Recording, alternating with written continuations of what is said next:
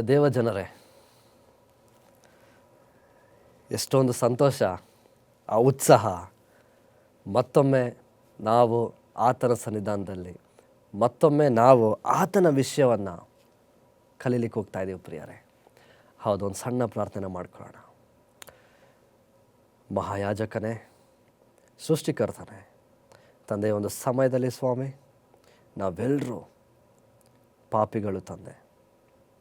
ಹೌದು ತಂದೆ, ನಮ್ಗೆ ಯಾರಿಗೂ ಒಂದು ನಿನ್ನ ವಾಕ್ಯನ ಅರ್ಥ ಮಾಡ್ಕೊಳ್ಳೋ ಒಂದು ಜ್ಞಾನವಿಲ್ಲ ಸ್ವಾಮಿ.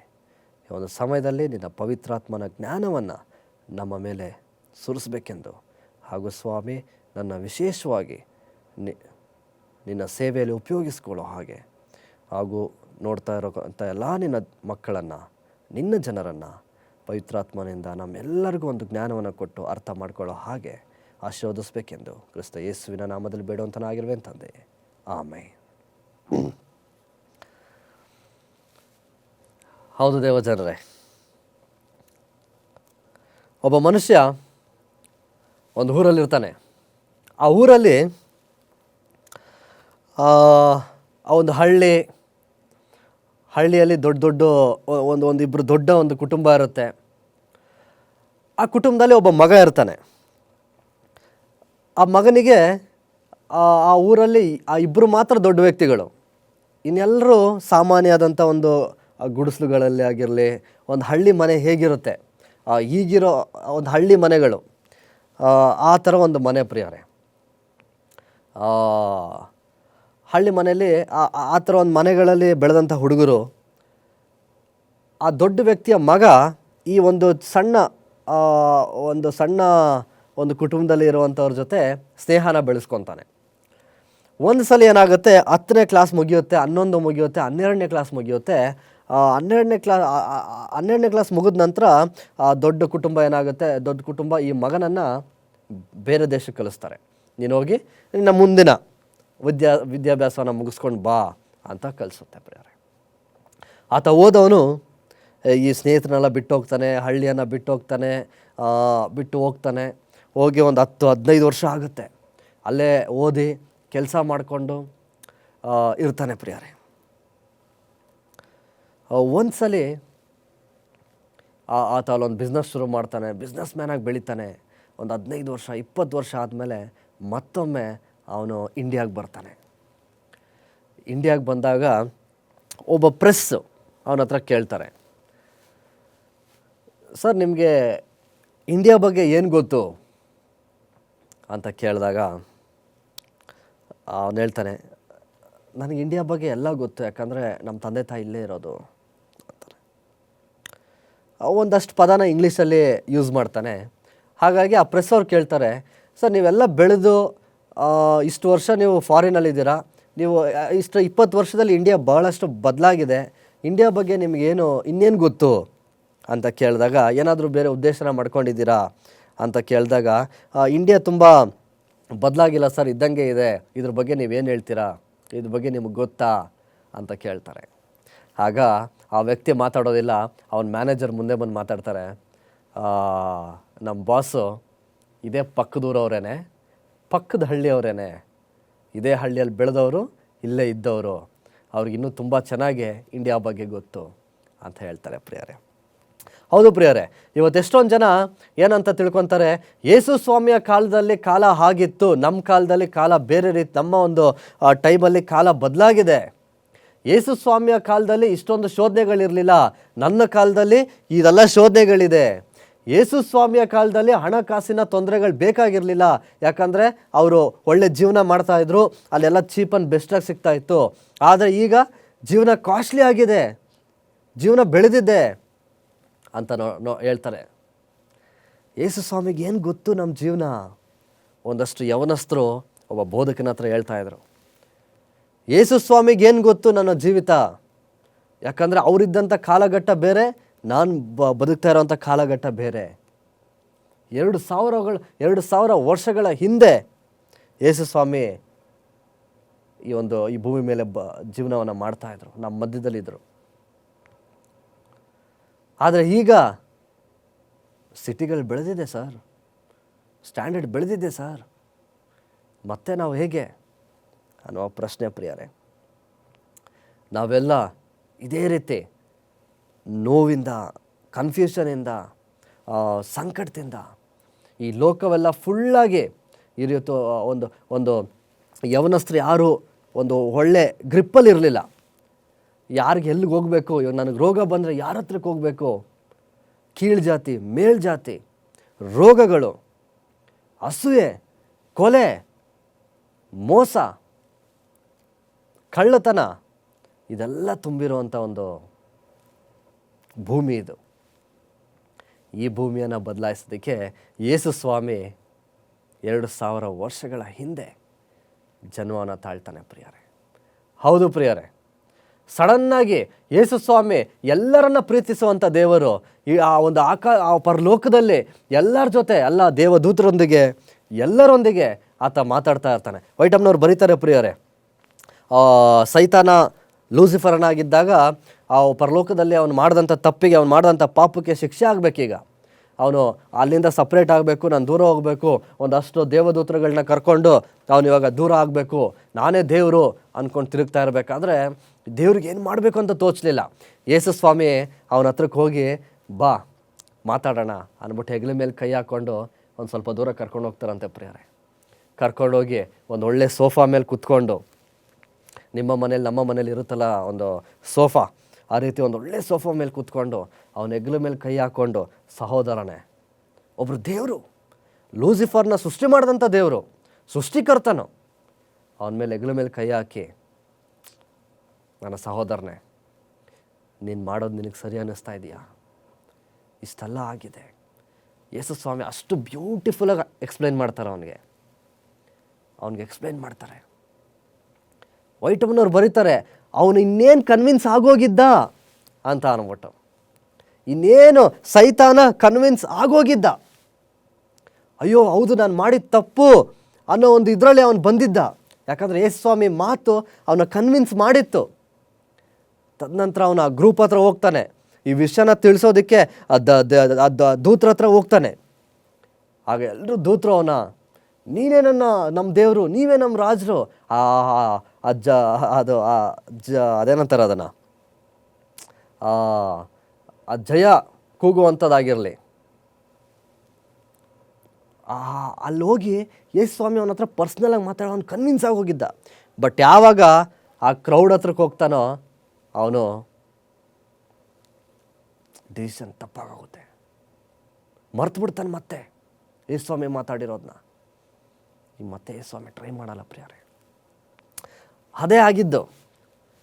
ಈಗೇನು ಮಾಡಬೇಕು ಅಂತ ತೋಚದೆ ನಾವೆಲ್ಲರೂ ಇರಬೇಕಾದ್ರೆ ಇಡೀ ಪರಲೋಕ ಪ್ರೀತಿಯಿಂದ ತುಂಬಿ ತುಳುಕ್ತಾ ಇತ್ತು. ಯಾಕಂದರೆ ಯೇಸು ಸ್ವಾಮಿ ಎಲ್ಲರೊಂದಿಗೂ ಮಾತಾಡ್ತಾ ಇದ್ನು, ಎಲ್ಲ ದೇವದೂತರನ್ನು ಸಂಧಿಸ್ತಾ ಇದ್ನು, ಎಲ್ಲರೊಂದಿಗೆ ಕೂತ್ಕೊಂಡು ಆಟಾಡ್ತಾ ಇದ್ರು, ಮಾತಾಡ್ತಾ ಇದ್ರು, ಅವರೊಂದಿಗೆ ಕಾಲವನ್ನು ಕಳೀತಾ ಇದ್ರು. ಅಷ್ಟೊಂದು ಲವಲವಿಕೆಯಿಂದ ಇದ್ದಂಥ ಒಂದು ಆ ಪರಲೋಕ ಸಡನ್ನಾಗಿ 9 ತಿಂಗಳು ಸೈಲೆಂಟ್ ಆಗಿಬಿಡುತ್ತೆ ಪ್ರಿಯರೇ. ಯಾರಿಗೂ ಗೊತ್ತಿಲ್ಲ ಏನಾಗ್ತಾ ಇದೆ, ಗೊತ್ತಿಲ್ಲ. ಸಡನ್ನಾಗಿ ಎಲ್ಲ ಸೈಲೆಂಟ್ ಆಗಿಬಿಡುತ್ತೆ. ದೇವದೂತರು ಹುಡ್ಕಕ್ಕೆ ಶುರು ಮಾಡಿಬಿಡ್ತಾರೆ, ಯೇಸು ಸ್ವಾಮಿ ಎಲ್ಲಿ, ಯೇಸು ಸ್ವಾಮಿ ಎಲ್ಲಿ ಅಂತ ಹುಡ್ಕಕ್ಕೆ ಶುರು ಮಾಡಿಬಿಡ್ತಾರೆ. 9 ತಿಂಗಳ ನಂತರ ಯೇಸು ಸ್ವಾಮಿ ಒಂದು ಮಗುವಿನ ಹಾಗೆ ಈ ಭೂಮಿ ಮೇಲೆ ಜನ್ಮವನ್ನು ತಾಳ್ತಾರೆ. ಪರಲೋಕವನ್ನು, ಆ ಒಂದು ಸಿಂಹಾಸನವನ್ನು ಬಿಟ್ಟು ಸಾಮಾನ್ಯ ಮನುಷ್ಯನಾಗಿ ಈ ಭೂಮಿಗೆ ಬರ್ತಾನೆ ಪ್ರಿಯರೇ. ಎಂಥ ಪ್ರೀತಿ, ಅಷ್ಟೊಂದು ಪ್ರೀತಿಮಯವಾಗಿ ನೋಡ್ಕೊಳ್ಳೋ ಅಂಥವ್ರು ಅವರು. ನಾನು ಕೇಳ್ತಾ ಇದ್ದೆ ಪ್ರಿಯರೇ, ನಾನೇನಾದರೂ ಮದುವೆ ಆದರೆ ಒಂದು ಒಳ್ಳೆ ದೊಡ್ಡ ಕುಟುಂಬದಲ್ಲಿ ಮದುವೆ ಆಗಬೇಕು ಅಂತ. ಯಾಕೆ ಅಂತ ಅಂದರೆ, ಬೆಳಿಗ್ಗೆ ಎಬ್ಬರಿಸೋಕ್ಕೊಬ್ಬರು ಮಾಮ ಅಂತನೋ, ಮಾವ ಅಂತನೋ, ಚಿಕ್ಕಪ್ಪ ಅಂತನೋ, ದೊಡ್ಡಪ್ಪ ಅಂತನೋ, ಈ ಸಂಬಂಧಗಳೆಲ್ಲ ಬರುತ್ತೆ. ಬೆಳಿಗ್ಗೆ ಎಬ್ಬರಿಸೋಕ್ಕೊಬ್ಬರು ಬರ್ತಾರೆ, ನಾದ್ನಿಯರು, ಅವರು ಇವರು ಎಲ್ಲ ಇರ್ತಾರೆ. ಎದ್ದು ಹೊರಗಡೆ ಬಂದರೆ ಯಾರಾದರೂ ನೀರು ಕೊಡೋರು, ಯಾರಾದರೂ ಇನ್ನೊಬ್ಬರು ಪೇಪರ್ ತಂದು ಕೊಡೋಕ್ಕೆ ಚೇರ್ ಹಾಕ್ತಾರೆ. ಆಮೇಲೆ ಅಂದರೆ ಸೇವೆ ಮಾಡಿಸ್ಕೊಬೇಕು ಅಂತ ಅಲ್ಲ ಪ್ರಿಯರೇ, ಉದ್ದೇಶ ಏನು ಅಂತ ಅಂದರೆ ಆ ಪ್ರೀತಿ ಎಲ್ಲೋ ಒಂದು ಕಡೆ ಇತ್ತೀಚೆಗೆ ನಮ್ಮಲ್ಲಿ ಕಮ್ಮಿ ಆಗ್ತಾ ಇದೆ. ಈ ರೀತಿ ಒಂದು ಸಂಬಂಧವನ್ನು, ಈ ರೀತಿ ಒಂದು ಪ್ರೀತಿಯನ್ನು, ಈ ರೀತಿ ಒಂದು ಬಾಂಧವ್ಯನ ಬೆಳೆಸ್ತಂಥ ಯೇಸು ಸ್ವಾಮಿ ಆ ಪರಲೋಕದಲ್ಲಿ 9 ತಿಂಗಳು ಕಾಣೆ ಆಗಿರ್ತಾರೆ. 9 ತಿಂಗಳು ನಂತರ ಈ ಭೂಮಿ ಮೇಲೆ ಸ್ವಾಮಿ ಕಾಣಿಸ್ಕೊತಾನೆ. ಇಡೀ ಪರಲೋಕ ಈ ಭೂಮಿಯನ್ನು ನೋಡ್ತಾ ಇರುತ್ತೆ. ಯಾಕಂದರೆ ಯೇಸು ಸ್ವಾಮಿ ಸಣ್ಣ ಮಗುವಿನ ರೀತಿ ಅಲ್ಲಿ ಕಾಣಿಸ್ಕೊತಾನೆ ಪ್ರಿಯರೇ. ಯೇಸು ಸ್ವಾಮಿ ಬೆಳೀತಾರೆ, ಒಳ್ಳೆ ರೀತಿ ಒಳ್ಳೆ ವಿದ್ಯಾಭ್ಯಾಸವನ್ನು ಪಡ್ಕೊತಾರೆ. ತಂದೆ ತಾಯಿ ಒಳ್ಳೆಯ ಒಂದು ಏನಂತಾರೆ ಒಂದು ವಿದ್ಯೆಯನ್ನು ಅವನು ಕೊಡ್ತಾರೆ. ಹಾಗೂ ಯೇಸು ಸ್ವಾಮಿಗೆ ಸತ್ಯವೇದದ ಎಲ್ಲ ಜ್ಞಾನವನ್ನು ಅವರು ದಯಪಾಲಿಸಿರ್ತಾರೆ, ಎಲ್ಲವನ್ನು ತಿಳಿ ಹೇಳಿರ್ತಾರೆ. ಹೌದು ಪ್ರಿಯರೇ, ಯಾಕೆ ಅಂತ ಅಂದರೆ ಯೇಸು ಸ್ವಾಮಿ ಬೆಳೆದು ನಿಂತಾಗ ನಿಮ್ಮ ಹಾಗೆ ನಮ್ಮ ಹಾಗೆ ಕೆಲವೊಂದು ಪ್ರಶ್ನೆಗಳನ್ನ ಕೇಳ್ತಾರೆ. ಏನಂತ ಅಂತಂದರೆ, ಯೇಸು ಸ್ವಾಮಿ ಇದ್ದಂಥ ಕಾಲ ಚೆನ್ನಾಗಿತ್ತು, ಯೇಸು ಸ್ವಾಮಿಗೆ ಯಾವುದೇ ಕಷ್ಟಗಳು ಗೊತ್ತಿರಲಿಲ್ಲ, ಯೇಸು ಸ್ವಾಮಿನ ಊರ ಆಚೆ ಅವ್ರನ್ನ ನೋಡ್ಕೊತಾ ಇದ್ರು, ಯೇಸು ಸ್ವಾಮಿಗೆ ಒಳಗಡೆ ಏನು ನಡೀತಾ ಇದೆ ಅಂತ ಗೊತ್ತಿರಲಿಲ್ಲ, ಅವ್ರಿಗೆ ಪಾಪದ ಅರಿವೇ ಇರಲಿಲ್ಲ. ನನ್ನ ವೀಕ್ನೆಸ್ ಹೇಗೆ ಗೊತ್ತಾಗುತ್ತೆ ಯೇಸು ಸ್ವಾಮಿಗೆ, ಯಾಕಂದರೆ ಅವ್ರ ವೀಕ್ನೆಸ್ಸಲ್ಲಿ ಬದುಕಿಲ್ಲ ಅಂತ ಅಂದಾಗ ಪ್ರಿಯರೇ, ಯೋಹಾನ 1:46 ಯೋಹಾನನು ಬರೆದಂಥ ಸುವಾರ್ತೆ 1ನೇ ಅಧ್ಯಾಯ 46ನೇ ವಚನದಲ್ಲಿ ಹೀಗೆ ಹೇಳುತ್ತೆ ಪ್ರಿಯರೇ. 1:46 ಓದ್ಕೊಳ್ಳೋಣ. ನತಾನೇಲು ಇದನ್ನು ಮೆನ್ಷನ್ ಮಾಡ್ತಾ ಇದ್ದಾನೆ. ನತಾನೇಲನು ಒಳ್ಳೆಯದೇನಾದರೂ ನಜರೇತಿನಿಂದ ಬರುವುದುಂಟೆ ಅಂತ ಕೇಳ್ತಾ ಇದ್ದಾನೆ. ಅಂತ ಅಂದರೆ ಯೇಸು ಸ್ವಾಮಿ ಇದ್ದಂಥ ನಜರೇತು ಒಳ್ಳೆಯದಾಗಿತ್ತಂತ ಅಂತೀರ ಪ್ರಿಯರೇ? ಅಲ್ಲಿ ಪಾಪ ಇರಲಿಲ್ವೇ? ಅಲ್ಲಿ ಕೊಲೆ ಇರಲಿಲ್ವಾ? ಕಳ್ಳತನ ಇರಲಿಲ್ವಾ? ಮೋಸ ಇರಲಿಲ್ವಾ? ವ್ಯಭಿಚಾರ ಇರಲಿಲ್ವಾ? ಎಲ್ಲವೂ ಇತ್ತು ಪ್ರಿಯರೇ. ಅಂಥ ಒಂದು ಜಾಗದಲ್ಲಿ ಒಂದು ಕಮಲ ಹೇಗೆ ಹೂವು ಅರಳುತ್ತೋ ಹಾಗೆ ಯೇಸು ಸ್ವಾಮಿ ಅರಳ್ತಾನೆ ಆ ಕುಟುಂಬದಲ್ಲಿ, ಆ ಊರಲ್ಲಿ. ಯೇಸು ಸ್ವಾಮಿಗೆ ನಿಮ್ಮ ಒಂದು ಜೀವಿತದಲ್ಲಿ ಇರುವಂಥ ವೀಕ್ನೆಸ್ಸು ಆತ ನನಗೆ ಗೊತ್ತು, ನನ್ನ ಜೀವಿತದಲ್ಲಿರುವಂಥ ವೀಕ್ನೆಸ್ಸು ಆತ ನನಗೆ ಗೊತ್ತು. ಯಾಕೆ ಅಂದರೆ ಆ ಥರ ಒಂದು ಅಟ್ಮಾಸ್ಫಿಯರಲ್ಲಿ ಬೆಳೆದಂಥ ಒಬ್ಬ ದೇವರಾಗಿದ್ದಾನೆ. ಹೌದು ಪ್ರಿಯರೇ, ಯೇಸು ಸ್ವಾಮಿ ಬೆಳೆದು ನಿಂತು ಈಗ 30 ವರ್ಷ ದೀಕ್ಷಾಸ್ನಾನ ಪಡ್ಕೊಂಡು ತನ್ನ ಸೇವೆಯನ್ನು ಆರಂಭಿಸ್ತಾ ಆತ ಊರೂರಿಗೆ ಹೋಗ್ತಾ ಇರಬೇಕಾದ್ರೆ ಅಲ್ಲಿ ಏನು ಮಾಡ್ತಾ ಇದ್ದಾರೆ ಅಂತಂದರೆ, ಇಲ್ಲಿ ಇವತ್ತಿನ ಆತನ ಜವಾಬ್ದಾರಿಯನ್ನು ನಮಗೂ ಸಹ ಸ್ವಾಮಿ ಕೊಟ್ಟದ್ದು. ಹೌದು ಪ್ರಿಯರೇ, ಆತ ಹೋಗ್ತಾನೆ, ಊರಿಗೆ ಹೋಗ್ತಾನೆ. ನೋಡಿ ಪ್ರತಿಯೊಬ್ಬರೂ ಅವನಿಗೆ ತುಂಬ ದುಃಖ ಆಗುತ್ತೆ ಯೇಸು ಸ್ವಾಮಿಗೆ. ಯಾಕೆ ಅಂದರೆ ಅಲ್ಲಿ ಜನ ರೋಗಗಳಿಂದ ನರಳ್ತಾ ಇರ್ತಾರೆ. ಜನಕ್ಕೆ ಅಂದರೆ ನ್ಯಾಯ ಒದಗಿಸೋಕ್ಕಾಗದೇ ಇರೋವಂಥ ಒಂದು ಪರಿಸ್ಥಿತಿಗಳಿರುತ್ತೆ. ಎಷ್ಟೊಂದು ಜನ ಅಬ್ಯೂಸ್ಡ್ ಅಂತ ಅಂದರೆ ವ್ಯಭಿಚಾರದಲ್ಲಿರ್ತಾರೆ. ಹೌದು ಪ್ರಿಯರೇ, ತುಂಬ ಒಂದು ಕೆಟ್ಟ ಒಂದು ಇದರಲ್ಲಿ ಮನುಷ್ಯರು ಇರ್ತಾರೆ. ಆದರೆ ಅವ್ರಿಗೆ ಯಾರಿಗೂ ದಿಕ್ಕಿಲ್ಲ. ಯಾರನ್ನ ಹೋಗಿ ಕೇಳಬೇಕು, ನಾನು ಯಾರ ಹತ್ರ ಮಾತಾಡಬೇಕು, ಎಲ್ಲಿ ನನಗೆ ಒಂದು ಈ ಸಮಸ್ಯೆಗಳಿಗೆ ಪರಿಹಾರ ಸಿಗುತ್ತೆ ಅನ್ನೋ ಒಂದು ಆಲೋಚನೆಗಳು ಅವ್ರಿಗೆ ಇರೋದಿಲ್ಲ ಪ್ರಿಯರೇ. ಹುಡುಕಾಡ್ತಾ ಇರ್ತಾರೆ. ಆ ಹುಡುಕಾಟದ ಒಂದು ಚೌಕಟ್ಟಿನಲ್ಲಿ ತಮ್ಮ ಜೀವಿತವನ್ನು ನಡೆಸ್ತಾ ಇರ್ತಾರೆ ಪ್ರಿಯರೇ. ಆದರೆ ಅಂಥ ಒಂದು ಊರಿಗೆ, ಅಂಥ ಒಂದು ಜೀವನಕ್ಕೆ ಯೇಸು ಸ್ವಾಮಿ ಎಂಟ್ರಿ ಕೊಡ್ತಾರೆ. ಯೇಸು ಸ್ವಾಮಿ ಆ ಊರುಗಳಿಗೆ ಹೋಗ್ತಾರೆ. ನೋಡೋಣ ಯೇಸು ಸ್ವಾಮಿ ಮಿನಿಸ್ಟ್ರಿ ಹೇಗಿತ್ತು ಅಂತ. ಯೇಸು ಸ್ವಾಮಿ ನಾವು ಮತ್ತಾಯನು ಬರೆದಂಥ ಸುವಾರ್ತೆ 9ನೇ ಅಧ್ಯಾಯ, ಮತ್ತಾಯ 9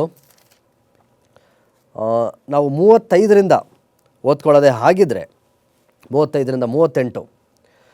ಯೇಸು ಎಲ್ಲ ಊರುಗಳನ್ನು ಹಳ್ಳಿ ಪಳ್ಳಿಗಳನ್ನು ಸುತ್ತಿಕೊಂಡು ಅವರ ಸಭಾಮಂದಿರಗಳಲ್ಲಿ ಉಪದೇಶ ಮಾಡುತ್ತಾ ಪರಲೋಕ ರಾಜ್ಯದ ಸುವಾರ್ತೆಯನ್ನು ಸಾರಿ ಹೇಳುತ್ತಾ ಎಲ್ಲ ಥರದ ರೋಗಗಳನ್ನು ಎಲ್ಲ ಥರದ ಬೇನೆಗಳನ್ನು ವಾಸಿ ಮಾಡುತ್ತಾ ಬಂದನು. ಆದರೆ ಜನರ ಗುಂಪುಗಳನ್ನು ನೋಡಿ ಅವರು ಕುರುಬನಿಲ್ಲದ ಕುರಿಗಳ ಹಾಗೆ ತೋಳಲ್ಲಿ ಬಳಲಿ ಹೋಗಿದ್ದರಲ್ಲ ಎಂದು ಅವರ ಮೇಲೆ ಕನಿಕರಪಟ್ಟನು. ಆಗ ತನ್ನ ಶಿಷ್ಯರಿಗೆ, ಹೌದು ಪ್ರಿಯರೇ, ಇಲ್ಲಿ ಯೇಸು ಸ್ವಾಮಿ ನೋಡ್ತಾ ಇದ್ದಾರೆ, ಊರಿಗೆ ಹೋಗ್ತಾ ಇದ್ದಾರೆ, ಬೀದಿಗೆ ಹೋಗ್ತಾ ಇದ್ದಾರೆ. ಅಲ್ಲಿ ಹೋದಾಗ ಅಲ್ಲಿ ಎಷ್ಟೊಂದು ಜನ ನರಳ್ತಾ ಇದ್ದಾರೆ. ಕೋವಿಡ್ ಟೈಮಲ್ಲಿ ನೋಡಿದ್ವಿ, ಹಾಸ್ಪಿಟ್ಲಲ್ಲಿ ಬೆಡ್ಗಳಿರಲಿಲ್ಲ, ಫುಟ್ಪಾತಲ್ಲಿದ್ದರು ಜನ, ಕಾರಿಡಾರಲ್ಲಿದ್ದರು ಜನ. ಹೌದು ಪ್ರಿಯರೇ, ಅಂಥ ಒಂದು ಸಮಯದಲ್ಲಿ ಅಂಥ ಜನರನ್ನ ಸ್ವಾಮಿ ನೋಡ್ಬಿಟ್ಟು ಅವ್ರನ್ನ ಸ್ವಸ್ಥ ಮಾಡ್ತಾ ಹೋಗ್ತಾನೆ. ಅವರ ರೋಗಗಳನ್ನೆಲ್ಲ ದೂರ ಮಾಡ್ತಾ ಹೋಗ್ತಾನೆ. ಅವ್ರಿಗೆ ಒಳ್ಳೆಯ ಆರೋಗ್ಯವನ್ನು ಕೊಡ್ತಾ ಹೋಗ್ತಾನೆ. ಜನರ ಗುಂಪು ಒಂದು ದಂಡೆ ಆತನನ್ನು ಹಿಂಬಾಲಿಸ್ತಾ ಹೋಗ್ತಾ ಇರುತ್ತೆ. ಆ ಗುಂಪನ್ನು ನೋಡಿ ಆ ಕುರಿಗಳು ಕುರುಬನಿಲ್ಲದ ಒಬ್ಬ ಕುರಿಗಳಾಗಿ ಅವ್ರುಗಳೆಲ್ಲ ಇದ್ದಾಗ ಯೇಸು ಸ್ವಾಮಿ ಅವ್ರನ್ನ ನೋಡಿ ಕನಿಕರ ಪಡ್ತಾನೆ ಪ್ರಿಯರೇ. ಇವತ್ತು ನಮ್ಮ ಜೀವಿತನೂ ಹಾಗೆ. ಹೌದು ಪ್ರಿಯರೇ, ನಾನು ಅನ್ಕೊಬೋದು ಎಲ್ಲೋ ಆರಾಮಾಗಿದ್ದೀನಿ, ಸಿಟಿಯಲ್ಲಿದ್ದೀನಿ, ಒಳ್ಳೆಯ ಸಂಬಳ ತೊಗೊತಾ ಇದ್ದೀನಿ. ಪ್ರಿಯರೇ, ನಿಮಗೆ ಇವತ್ತು ಏನೇ ಇರಲಿ, ನೀವು ಯಾರೋ ಮನೆಯಲ್ಲಿ ಒಂದು ಸಣ್ಣ ಕೆಲಸವಾಗಿರಲಿ, ಪಾತ್ರೆ ತೊಳೆಯೋ ಕೆಲಸನೋ, ಕಸ ಹೊಡೆಯೋ ಕೆಲಸನೋ, ವಾಚ್ಮ್ಯಾನ್ ಕೆಲಸನೋ, ಡ್ರೈವರ್ ಕೆಲಸನೋ, ಅಥವಾ ಇನ್ಯಾವುದೋ ಇತ್ಯಾದಿ ಕೆಲಸಗಳು, ನೀವು ಯಾವುದೇ ಕೆಲಸದಲ್ಲಿರಲಿ, ನೀವು ಯಾವುದೇ ಸಮಸ್ಯೆಯಲ್ಲಿರಲಿ, ಅದು ಯೇಸು ಸ್ವಾಮಿ ಬರೋ ತನಕ ಮಾತ್ರ ನಿಮ್ಮ ಸಮಸ್ಯೆ. ಯಾವಾಗ ನೀವು ಅದನ್ನು ತಗೊಂಡು ಯೇಸು ಸ್ವಾಮಿ ಕೈಗಿಡ್ತೀರೋ, ಯೇಸು ಸ್ವಾಮಿ ಹಿಂದೆ ಹಿಂಬಾಲಿಸ್ತಿರೋ, ಆ ಕುರುಬನ ಹಿಂದೆ ಕುರಿಗಳ ಹಾಗೆ ಹಿಂಬಾಲಿಸ್ತೀವೋ, ಆಗ ಎಲ್ಲ ಸಮಸ್ಯೆವು ದೂರ ಆಗ್ತಾ ಹೋಗುತ್ತೆ ಪ್ರಿಯರೇ. ಹೌದು ಪ್ರಿಯರೇ, ಇವತ್ತು ನಾವು ಕುರುಬನಿಲ್ಲದ ಹಾಗೆ ನಾವು ಹೋಗ್ತಾ ಇದ್ದೀವಿ. ಆದರೆ ಪ್ರಿಯರೇ, ನಮಗೆಲ್ಲರಿಗೂ ನಮ್ಮ ರಕ್ಷಕನಾದ ನಮ್ಮ ಪ್ರಭುವಾದ ಯೇಸು ಕ್ರಿಸ್ತನೇ ಕುರುಬನಾಗಿದ್ದಾನೆ ಪ್ರಿಯರೇ. ಆಮೇಲೆ ಹೇಳೋಣ. ಅದಕ್ಕೆ ನಾವೆಲ್ಲರೂ ಕುರಿಗಳಾಗಿದ್ದೀವಿ. ನಮಗೆ ದಿಕ್ಕೇ ತೋರಿಸ್ತಾ ಇದ್ದಾಗ ಆತನ ಕಡೆ ನಾವು ನೋಡಬೇಕಾಗುತ್ತೆ. ಆತ ನಮ್ಮನ್ನು ನಡೆಸ್ಕೊಂಡು ಹೋಗ್ತಾನೆ. ಆತನ ಮಾಡಿದಂಥ ಮಿನಿಸ್ಟ್ರಿನೇ, ಆತ ಹೇಳ್ಕೊಟ್ಟಂಥ ಮಿನಿಸ್ಟ್ರಿನೇ, ಆತ ದಾರಿ ತೋರಿಸ್ದಂತಾನೆ. ನೋಡಿ, ನಾನು ಇದೇ ಮಾಡ್ತಾ ಇರೋದು, ಎಲ್ಲರನ್ನೂ ಗುಣಪಡಿಸ್ಕೊಂಡು ಹೋಗ್ರಿ, ಎಲ್ಲರಿಗೂ ಪ್ರಾರ್ಥನೆ ಮಾಡ್ಕೊಂಡು ಹೋಗ್ರಿ, ಈ ರೀತಿ ಎಲ್ಲರನ್ನ ಒಂದು ಕಡೆ ಕರ್ಕೊಂಬನ್ನಿ. ಅವ್ರಿಗೆ ದಾರಿ ಗೊತ್ತಿಲ್ಲ, ದಾರಿ ತೋರಿಸಿ. ಯಾಕಂದರೆ ಜನ ಮುಗ್ದ್ರು, ಅವ್ರಿಗೆ ಗೊತ್ತಿಲ್ಲ ಹೇಗೆ ಈ ಪ್ರಪಂಚ ಅಂತ ಅಂದ್ಬಿಟ್ಟು. ಆದರೆ ಯೇಸು ಸ್ವಾಮಿ ಅದನ್ನೆಲ್ಲ ನೋಡಿ ಕನಿಕರಪಟ್ಟು ತನ್ನ ಶಿಷ್ಯರಿಗೆ ಹೇಳ್ತಾನೆ, 38ನೇ ವಚನ, ಬೆಳೆಯು ಬಹಳ, ಕೆಲಸದವರು ಸ್ವಲ್ಪ. ಆದ್ದರಿಂದ ಬೆಳೆಯ ಯಜಮಾನನನ್ನು ನಿನ್ನ ಬೆಳೆಗೆ ಕೆಲಸದವರನ್ನು ಕಳುಹಿಸಬೇಕೆಂದು ಬೇಡಿಕೊಳ್ಳಿರಿ ಎಂದು ಹೇಳಿದನು. ಹೌದು ಪ್ರಿಯರೇ, ಯೇಸು ಸ್ವಾಮಿ ತನ್ನ ಶಿಷ್ಯರಿಗೆ ಹೇಳ್ತಾ ಇದ್ದಾರೆ, ಕೆಲಸ ಬಹಳಷ್ಟಿದೆ, ಆದರೆ ನೀವು ಪ್ರಾರ್ಥನೆ ಮಾಡಿ ಕೆಲಸದವ್ರನ್ನ ಸ್ವಾಮಿ ಕಲಿಸ್ಲಿ ಅಂತ. ಹೀಗೆ ಸ್ವಾಮಿ ಮುಂದೆ ಹೋಗ್ತಾ ಶಿಷ್ಯರನ್ನೆಲ್ಲರನ್ನೂ ಎಲ್ಲರಿಗೂ ಹೇಳ್ಕೊಡ್ತಾ ಹೋಗ್ತಾ ಇರಬೇಕಾದ್ರೆ ಈಗ ಯೇಸು ಸ್ವಾಮಿ ನಮ್ಮನ್ನು ಬಿಟ್ಟು ಹೋಗುವಂಥ ಪರಿಸ್ಥಿತಿ ಬರುತ್ತೆ, ನಮ್ಮನ್ನು ಬಿಟ್ಟು ಹೋಗೋಂಥ ಸಮಯ ಬರುತ್ತೆ. ಯೇಸು ಸ್ವಾಮಿ ಬಿಟ್ಟು ಆತ ಮರಣ ಒಂದು ಪುನರ್ತನ ಆಗಾದಮೇಲೆ ಎಲ್ರಿಗೂ ಏನು ಕೆಲಸ ಮಾಡಬೇಕು ಅನ್ನೋದು ತೋಚೋದಿಲ್ಲ.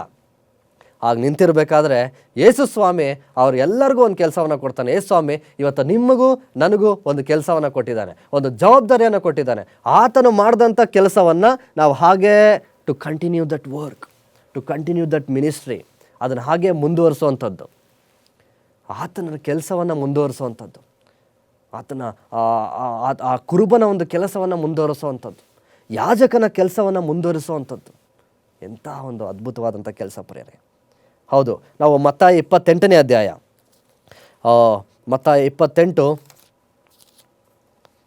ನಾವು 19ರಿಂದ ನೋಡೋದೇ ಹಾಗಿದ್ರೆ 18ರಿಂದ ಓದ್ಕೊತೀನಿ.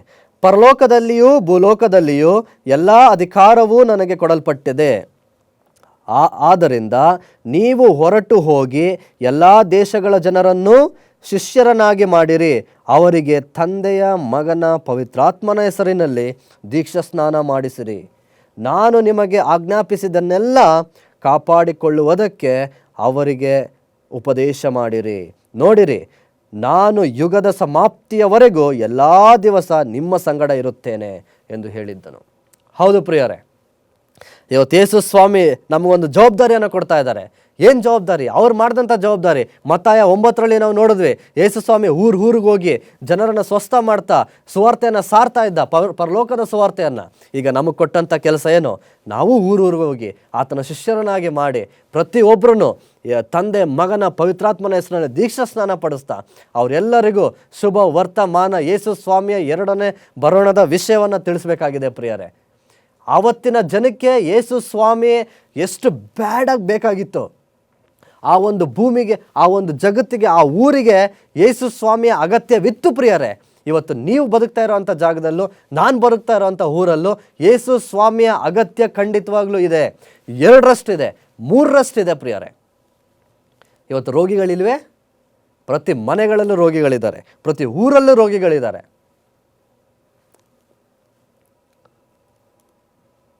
ಪಾಪಿಗಳಿಲ್ವೇ? ಮೋಸ ಮಾಡೋರಿಲ್ವಾ? ಊಟ ಸಿಗದೇ ಇರೋರಿಲ್ವಾ?